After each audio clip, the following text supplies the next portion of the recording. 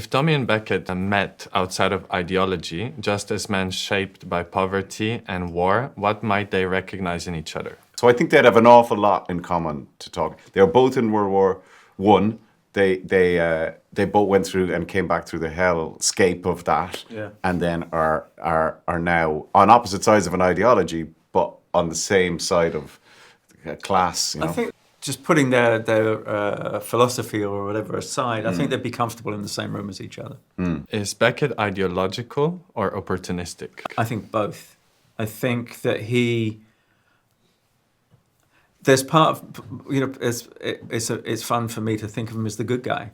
He's trying to end a war. He's trying to help finish a war, and but on the other hand, he's a profiteer, and he's self-serving as well. So he's a very familiar character now in the present world. What was your first reaction, Cillian, when you heard that there would be a movie after the series? I mean, you've been playing this character for a minute now already. Well, we were developing the idea for like quite a few years, so it was always a conversation that kept happening over and over again. We were going to do Series 7, and then the pandemic came along, so we couldn't do that. So we kind of pivoted to the film. It wasn't a sudden decision, it was something that was been discussed and developed over a long period. The film places you in 1940, a moment when the lines between good and evil feel historically clear. Yet both of you play men who operate in moral gray zones.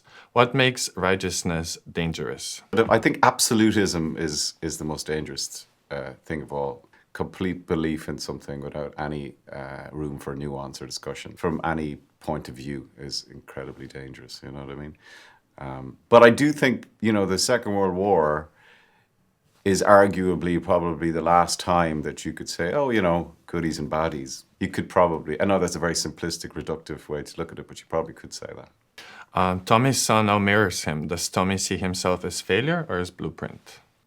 Oh, I think he knows he's failed as a parent. Yeah, I think he's aware of that. For me, what were some of the highlights joining the cast? First of all, it's a nice piece of writing. Of course. And that's quite a difficult thing to find nowadays. He's quite an astonishing writer, Steve. So, as Cillian was saying, it was written very differently. He was aristocratic and all of that. And I asked if I could flip that and change that. They were completely open to that idea. The casting of it across the board was of such a good level, I found. Indeed. So I just come in and enjoy myself in the scenes and see what was coming at me and play around with it. And then you had Tom, who wanted to make an actual, a real movie. It really did feel like you were in an old movie.